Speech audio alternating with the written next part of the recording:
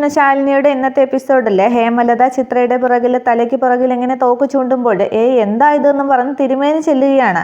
അന്നേരമാണ് ചിത്ര തിരിഞ്ഞു നോക്കുമ്പോൾ തോക്കുമായിട്ട് ഹേമലത നിൽക്കുന്നത് കാണുന്നത്. തുടർന്ന് ആകെ പേടിച്ച് ചിത്ര നിൽക്കുകയാണ്. ഈ കറക്റ്റ് സമയത്ത് തന്നെ അർജുനെയും കൂട്ടിക്കൊണ്ട് വസുമതി അമ്പലത്തിലേക്ക് എത്തുന്നുണ്ട്. കൂടെ സത്യഭാമയും സുസ്മിതയും ഒക്കെയുണ്ട്. തുടർന്ന് ആ കാഴ്ച കണ്ട് ഹേമലതയെന്ന് ഉറക്കെ അർജുൻ വിളിക്കുകയാണ്. നിങ്ങൾ എന്തായി കാണിക്കുന്നതെന്നും പറഞ്ഞ് ഓടി അങ്ങോട്ട് ചെല്ലുമ്പോൾ നമ്മളൊരു ഗെയിം കളിക്കുകയായിരുന്നു, ഈ ഡെഡ്ലി ഗെയിം. അത് വസുമതിക്ക് നന്നായിട്ട് അറിയാം എന്ന് പറയുകയാണ്. അന്നേരം വസുമതി തലവനിച്ച് നിൽക്കുകയാണ്. തുടർന്ന് വീണ്ടും മോളെയെന്നും പറഞ്ഞ് ചിത്രയുടെ അടുത്തേക്ക് വസുമതി ചെല്ലുമ്പോൾ ഹേമലത ആൾക്കാർ വസുമതിയെ പിടിച്ചങ്ങോട്ട് മാറ്റുന്നുണ്ട്. തുടർന്ന് ധൈര്യപൂർവ്വം വസുമതി പറയുകയാണ്, ഞാൻ എൻ്റെ വാക്ക് പാലിച്ചു, മുഹൂർത്തത്തിന് മുമ്പ് ഞാൻ അർജുനെ കൊണ്ടുവന്നിട്ടുണ്ടെന്ന്. അന്നേരം എൻ്റെ ഒരു റേഞ്ചിനെ പറ്റി ഏകദേശ ധാരണയൊക്കെ അർജുൻ ശങ്കറിനുണ്ടാകും എന്നിങ്ങനെ അഹങ്കാരത്തോടു കൂടി ഹേമലത പറഞ്ഞുകൊണ്ട് നിൽക്കുമ്പോഴാണ് ഇതൊക്കെ കണ്ടുകൊണ്ട് നിന്ന സത്യഭാമ ഹേമലതയെന്ന് വിളിച്ചുകൊണ്ട് ഹേമലതയുടെ അടുത്തേക്ക് വരുന്നത്. തുടർന്ന് ഭാമ പറയുന്നുണ്ട്, അത് കളി അറിയാവുന്നവർ തമ്മിൽ കളിക്കാനുള്ള കളിപ്പാട്ടമാണ്, അല്ലാതെ കുട്ടികളുടെ അടുത്ത് എടുക്കേണ്ടതല്ല എന്ന് തോക്ക് നോക്കി ഇങ്ങനെ പറയുമ്പോൾ സത്യഭാമ അല്ലേ, ഞാൻ വിചാരിച്ചതുപോലെ തന്നെ എന്ന് സത്യഭാമയെ നോക്കി ഇങ്ങനെ ഹേമലത പറയുകയാണ്. തുടർന്ന് വസുമതി പറയുന്നുണ്ട്, അർജുൻ കല്യാണം വേണ്ടാന്ന് വെച്ച് ഓടിപ്പോയതൊന്നുമല്ല, ഡ്രസ്സ് ചേഞ്ച് ചെയ്യാനായിട്ട് പോയപ്പോഴാണ് സത്യാമ്മയുടെ അനുഗ്രഹം വാങ്ങിച്ചില്ല എന്നവൻ ഓർമ്മിച്ചത്. അപ്പോഴേ പുറപ്പെട്ടു. ഇനി ഞാൻ പറഞ്ഞത് ഹേമലതയ്ക്ക് വിശ്വാസമായില്ല എന്നുണ്ടെങ്കിൽ സത്യഭാമയോട് തന്നെ ചോദിക്കാം, അല്ലേ സത്യഭാമയെന്ന് ഇങ്ങനെ ചോദിക്കുകയാണ്. അന്നേരം അത് കള്ളമാണെന്ന് ഹേമലതയ്ക്ക് മനസ്സിലാവുന്നുണ്ട്. അന്നേരം ഞാൻ ഉദ്ദേശിച്ചതിനേക്കാൾ ബുദ്ധിമതിയാണ് വസുമതി, നമ്മൾ തമ്മിലൊരു ബന്ധമുണ്ടാകുന്നത് രണ്ടു കൂട്ടർക്കും നല്ലത് തന്നെയാണ് എന്ന് പറഞ്ഞ ശേഷം തോക്ക് ഹേമലതയുടെ ആൾ ഷാജിയെ ഏൽപ്പിച്ച ശേഷം അർജുനെ കൊണ്ടുപോയി ഒരുക്കി കൊണ്ടുപോകാമെന്ന് പറയുകയാണ്. അന്നേരം ആ തോക്ക് വാങ്ങിച്ച ശേഷം ഷാജി ഇങ്ങനെ അർജുൻ്റെ തോളിൽ പിടിച്ചിട്ട് വാ എന്ന് ബലമായി വിളിക്കുകയാണ്. തുടർന്ന് അർജുൻ അങ്ങനെ മടിച്ചു നിൽക്കുമ്പോൾ പോയിട്ട് വാ എന്ന് പല്ല് കടിച്ചു പിടിച്ച് വസുമതി 1-2 വട്ടം പറയുമ്പോൾ അർജുൻ അയാളോടൊപ്പം പോകുന്നുണ്ട്. അന്നേരമാണ് റോഷ്നിക്കും അമ്പാലിയയ്ക്കും ഗോപിപിള്ളയ്ക്കും ഒക്കെ സന്തോഷമാകുന്നത്. തുടർന്ന് ബാക്കി തുടങ്ങാം തിരുമേനി എന്ന് ഹേമലത പറയുമ്പോൾ തിരുമേനി പറയുകയാണ്, ഇങ്ങനെ കണ്ണീരും ചോരയും ഒക്കെ നിർബന്ധപ്രകാരം ഒക്കെ നടക്കുന്ന വിവാഹത്തിന് കർമ്മിയാകാനായിട്ട് എനിക്ക് ബുദ്ധിമുട്ടുണ്ട്, അതെനിക്ക് ശീലമല്ലാത്തത് കൊണ്ടാണെന്ന്. അന്നേരം ഹേമലത പറയുകയാണ്, എങ്കിൽ പിന്നെ മറ്റൊരു കർമ്മിയെ വിളിക്കാമെന്ന്. അന്നേരം അത് തന്നെയാണ് നല്ലത് എന്ന് തിരുമേനി പറയുമ്പോൾ ഹേമലത പറയുകയാണ്, അത് കല്യാണം നടത്താനല്ല, തിരുമേനിയുടെ കർമ്മം നടത്താൻ എന്നിങ്ങനെ ദേഷ്യത്തോടെ പറയുമ്പോൾ തിരുമേനി ഒന്ന് പേടിക്കുന്നുണ്ട്. തുടർന്ന് എന്താ വിളിക്കണോ എന്ന് ചോദിക്കുമ്പോൾ വേണ്ട, ഞാൻ തന്നെ ചെയ്തോളാം എന്ന് തിരുമേനി സമ്മതിക്കുകയാണ്.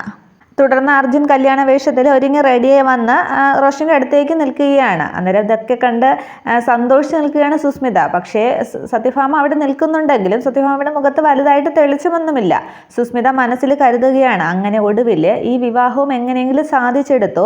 ഭാമാൻ്റെ നിങ്ങൾ ഉച്ചിയിൽ വെച്ച കൈകൊണ്ട് പ്രീതിക്ക് എന്തായാലും ഉദകക്രിയ ചെയ്യുകയാണ്, പിന്നെ നിങ്ങളുടെ കുടുംബം പൊളിച്ചെടുക്കുന്ന കാര്യം അത് ഈ സുസ്മിത ഏറ്റു എന്നും പറഞ്ഞ് ആകെ ആ കാഴ്ചകളെല്ലാം കണ്ട് സന്തോഷത്തിലങ്ങ് നിൽക്കുകയാണ് സുസ്മിത.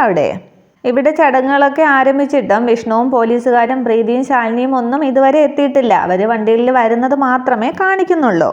തുടർന്ന് അമ്പലത്തിൽ ഇനി താലി കെട്ടാമെന്നും പറഞ്ഞ് തിരുമേനി അർജുന് നേരെ താലി നീട്ടുകയാണ്. പക്ഷെ അർജുൻ അത് വാങ്ങുന്നില്ല. അങ്ങനെ തന്നെ നിൽക്കുമ്പോൾ മോനെ പ്ലീസ് വാങ്ങിക്കുക എന്ന് വസുമതി അങ്ങ് താഴ്ന്ന് പറയുകയാണ്. അന്നേരം അർജുൻ വാങ്ങിക്കുന്നില്ല. തുടർന്ന് സത്യഭാമ അർജുൻ അത് വാങ്ങിക്കുമെന്ന് പറയുമ്പോൾ അർജുൻ ഇത് വാങ്ങിക്കുകയാണ്. തുടർന്ന് ഇനി താലി കെട്ടാമെന്ന് തിരുമേനി വീണ്ടും പറയുമ്പോൾ അതുമായിട്ട് ഇങ്ങനെ നോക്കിക്കൊണ്ട് നിൽക്കുകയാണ് അർജുൻ. വീണ്ടും വസുമതി ഇങ്ങനെ താണ് പറയുമ്പോൾ എന്നോട് ക്ഷമിക്ക് പ്രീതി എന്ന് പറഞ്ഞ ശേഷം ചിത്രയുടെ തലയിൽ ഹേമലത തോക്ക് ചൂണ്ടിയതും ഒക്കെ ആലോചിച്ച് അങ്ങ് റോഷ്നിയുടെ കഴുത്തിലേക്ക് ഇങ്ങനെ താലി കെട്ടാനായിട്ട് വരുമ്പോഴാണ് അമ്പലനടയിൽ ഓട്ടോയിൽ വന്നിറങ്ങിയ പ്രീതിയും ശാലിനിയും കൂടി അവിടേക്ക് വരുന്നത്. അത് ആ കാഴ്ച കാണുന്നുണ്ട് ആകെ അങ്ങ് ഞെട്ടുന്ന പ്രീതി അങ്ങ് ഞെട്ടി നിൽക്കുകയാണ്. തുടർന്ന് നിർത്തുമെന്ന് ഉറക്കനെ വിളിച്ച് പറയുകയാണ് ശാലിനി.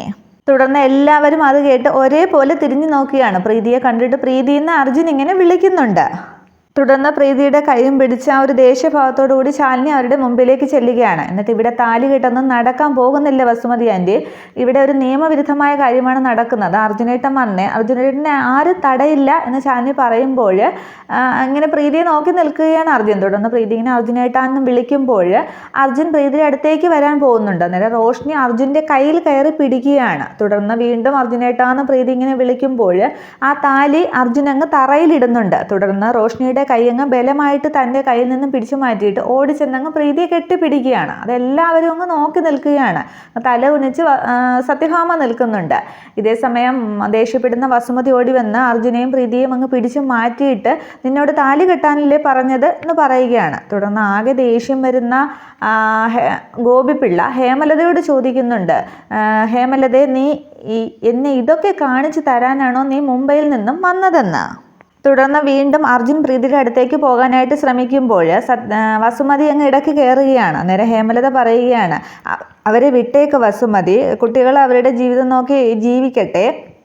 ഇവിടെ എന്തായാലും ഒരു നിയമവിരുദ്ധമായ കാര്യമാണ് നടക്കുന്നത്. ഡിവോഴ്സ് വാങ്ങാതെ മറ്റൊരു പെണ്ണിൻ്റെ കഴുത്തിൽ താലി കെട്ടുന്നത് നിയമവിരുദ്ധം തന്നെയാണ്. അത് ഈ കുട്ടി പറഞ്ഞപ്പോഴാണ് എനിക്ക് മനസ്സിലായത്. നിയമവിരുദ്ധമായ ഒരു കാര്യത്തിന് ഞാൻ കൂട്ടുനിൽക്കില്ല, നിയമം ലംഘിക്കുന്നത് എനിക്ക് ഇഷ്ടമേ അല്ല എന്നൊക്കെ അങ്ങ് ഹേമലത പറയുമ്പോൾ എല്ലാവരും അങ്ങ് അന്തം വിട്ട് നോക്കിയാണ്. സുസ്മിതയും അങ്ങ് അന്തം വിടുന്നുണ്ട്, ഇവരെന്താ കൂറുമാറിയോ എന്നും പറഞ്ഞ്.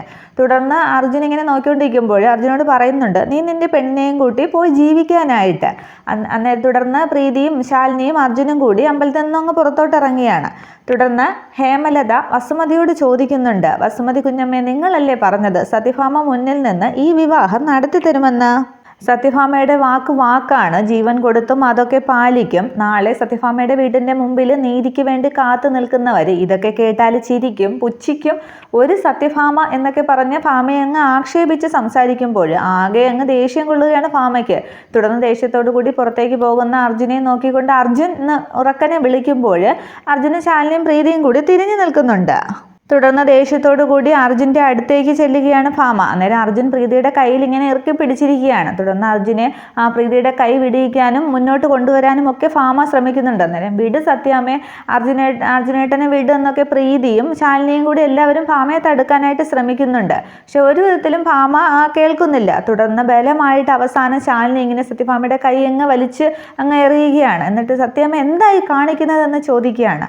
അന്നേരം അർജുനും റോഷ്നിയുമായിട്ടുള്ള വിവാഹം നടത്തി കൊടുക്കാമെന്ന് ഈ സത്യഭാമ കൊടുത്ത വാക്കാണ്. അത് പാലിക്കാൻ പറ്റിയില്ലെങ്കിൽ ഈ സത്യഭാമ മരിക്കണം എന്ന് പറയുകയാണ്. അന്നേരം അതേ വീറും വാശിയോടും കൂടി ശാലിനിയും പറയുകയാണ്, അർജുനേട്ടൻ പ്രീതിയെ ഉപേക്ഷിച്ച് മറ്റൊരു പെണ്ണിൻ്റെ കഴുത്തിൽ താലി കെട്ടണമെങ്കിൽ ഈ ശാലിനി മരിക്കണമെന്ന്. അന്നേരം ആ ദേഷ്യമായ മുഖഭാവത്തോടു കൂടി രണ്ടുപേരും ഇങ്ങനെ പരസ്പരം നോക്കി നിൽക്കുകയാണ്. ഇത്രയുമാണ് latest episode. Okay, thank you.